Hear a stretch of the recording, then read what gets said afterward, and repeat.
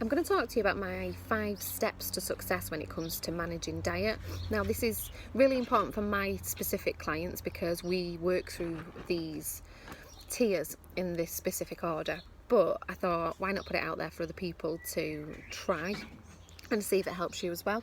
So, if you imagine a pyramid with 5 layers, and the base of the pyramid has to be complete before you can progress and master the next level, if you like.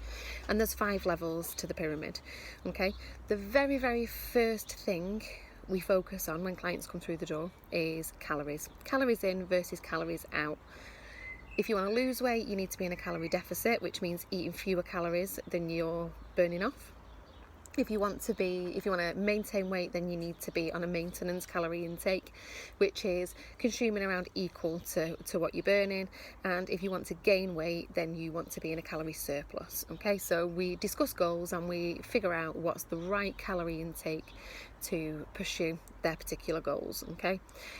I then set them off, and I do give some macro advice as well, but we don't focus on it as much at first because we've got to focus on one habit at a time. Okay, so we send them off and they're asked to keep a food diary on MyFitnessPal for us to keep a check-in on. And what we ask for is that you try and hit your calorie target within 100 calories every day. Now, what we often find is people will have days where they undereat, and then they think, right, I need to get my calories up a little bit. Then they'll try and get the calories up, and then they might overeat a little bit. And it takes a little bit of time to figure out exactly what portion sizes and what amount of food in a day is going to equal the calories that are going to give you the results that you're looking for. So calories in, calories out, really important. Some people master this in a couple of weeks, and they find the perfect day and they repeat it over and over, and that's step 1 of the pyramid boxed off. Calories in versus calories out, sorted. Some people stay in phase 1 for months because they have a day where they skip lunch or skip meals. They'll then have a weekend binge where they're 1,000 calories up on what they should be, and we're constantly having to strip back, focus on calories in, calories out, and hitting within 100 calories of your calorie target that day. Once we've progressed on from calories, so once you're mastering that for a prolonged period of time, and I'd like to see when I download a food diary that it's been maintained for a full month, for us to then discuss, right, how do we then take that to the next level up. Now, the next level is what we call macros, and you may have heard the term bandied around, and it's a short term for macronutrients, which are your main 3 food groups, so your proteins, your carbs, and your fats. Now, different balances of macros are better for different goals and different individuals. However, I tend to start most people off on a very balanced diet. If we suddenly go in with extremes like ketogenic diets where it's very low carb, or we go athlete diets where it's very high carb, sometimes people start making the calories up with lots of weird and wonderful things. So we first start with a nice even macro balance, so just getting a nice balance of proteins, carbs and fats in your diet. It can take a little bit of time to get used to for some people. Common themes are overeating carbohydrates and fats and undereating on protein. So I might have to give hints and tips on, right, swap this breakfast out for this, or add this in with your morning snack and that'll help bump your protein up, etc. And we might work on macros for a period of time before the individual can absolutely nail the macros. Now, if you nail your macros and you're getting your percentages absolutely perfect, but you're 500 calories short one day and 500 calories over the next day, then you haven't mastered your calories or your macros. I do get quite often people saying, I know I haven't hit my calories, but my macros are perfect. Now, if you imagine if I've got to eat 2,000 calories a day with a 40-30% split on my macros, and I get my percentages absolutely perfect, but I've only eaten 1,000 calories, then I'm short on protein, carbs and fat. I'm 1,000 calories short. So calories before macros every day of the week. Once you've mastered calories and macros, we then start to nitpick a little bit further, which is when some people start to have a little bit of a wobble because they think nothing that they ever do is right. But we then start to look at micronutrients. So your micronutrients are things like your vitamins and your minerals, and they help us to carry out so many different processes in the body. They help us to digest our food and where that food is, where the uptake of that food goes to. We use vitamins and minerals for immune responses, for reducing free radicals in the body, etc. So micronutrients are really, really important. Now, there are diets out there that are called if it fits my macros and things like that. So somebody technically could eat the right amount of calories and eat the right macro balance, but still have a shit diet. So the micronutrients is looking that next layer down and actually looking at the quality of the nutrients that the person's getting in. So is their protein intake being hit from meats, eggs, fish, lentils and things like that? Or is their protein intake coming from, protein bars, protein waffles, protein shakes, etc.? Are they getting other vitamins and minerals in? Are they getting it from clean, healthy sources? And one of the main things I look at on this is, are you getting enough fresh fruit and veg?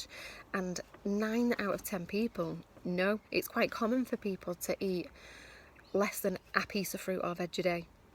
So you're just not getting the vitamins and minerals that you need. So we look at micronutrients. There's then certain conditions that might need extra iron, extra calcium, etc. Are you getting what your body needs from your food? Ideally, we then like to give advice, or I like to give advice on what foods to substitute into your diet to improve the deficit, so what you're missing out on. So if you're low on potassium, I might say, right, try and eat at least 1 banana a day. If you're low on calcium, I might say have more, yogurt, milk, cheese, etc. At a last push, I might say, these are some extra supplements that I might want you to take for the time being until we can sort this, lack of micronutrients out. Micronutrients can take a little bit of time to work on, because people will go off all motivated and buy a load of fruit and veg in, and they'll smash it for a week, and then normal habits kick back in, and it's convenience foods, convenience snacks, nothing's fresh. So each of these phases that we work through, they might take a chunk of time for us to master new habits in those phases. And there might be some regression. You might start to focus on your micronutrients, and then your carbs go through the roof because you're eating loads of fruit and veg, so then it throws your macros off, and then we have to focus on macros again. So these tiers, you can progress up and down them, and it can take a little bit of time to correct lifelong habits, to form your new healthy living routine. Once your micronutrients are bob on, I do get asked quite a lot about intermittent fasting, time fasted windows, are they any good, etc.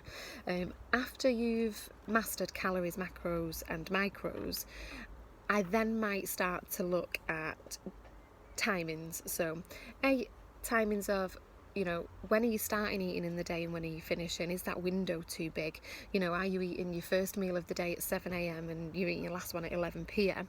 and you're not giving your renal system much time to recover overnight? Or I might just look at, actually, are you having your protein at the optimum time to uptake it, i.e. after training? Are you having your carbohydrates at the optimum time to give you the boost of energy that you might need to get through, a long day at work, or to get through a heavy training session, etc. So we look at timings of nutrients. So again, more nitpicking, but it could be that you're eating all the right things, but some of them just not in the optimum order for and at the optimum times of day. We can introduce intermittent fasting for people that struggle with late night binging, people that they need a restricted window because they're eating too many calories, and by giving them a restricted window, it reduces their overall calorie intake. It's not always necessary, it's dependent on the individual, but we look at timings later down the line. I'm often asked in appointment number 1, can I do intermittent fasting? And I normally say, let's master the calories, the macros and the micronutrients first. Let's see what results we're getting, and let's see then if we do need to introduce any altered timings for meals. And then the very, very last tier that we focus on is supplementation. Sometimes I will recommend a multivit earlier in the process, but a lot of people will come and instantly they'll say, what can I take to strip body fat? What can I take to build more muscle? What about creatine? What about whey? What about glucosamine, etc.? And I normally advise, let's get the basics and the foundations right. And for some people it can take weeks, some people it can take months, some people it can take years. There's no hard and fast rule on it. And we look at supplementation right at the end. What is going to get you those last bits of results that you've you've not gotten yet from everything else that you've been doing. So if you're on plan with me and you get feedback and it feels like everything that you implement, there's something else that I come back with to say, now I want you to work on this. That's why we're working through it in tiers. So it is a pyramid that we work through, starting from calories, macros, micros, timings, and then supplements. And if you're not one of my clients and you've got absolutely no idea where to start in terms of eating healthily, start with calories in, calories out. Put yourself in a calorie deficit. There's loads of calculators you can do online, or bob me a message and I'll help you to figure out what calories you need to be on, and just work on initially consistently sticking to that calorie intake. We get so many people saying, oh, I've done every diet and it didn't work. No, you didn't do it consistently. You might have done it Monday to Thursday and then fell off track at the weekend, or you might have done it for 2 weeks and seen an initial drop and then the scales plateaued, so you threw the towel in.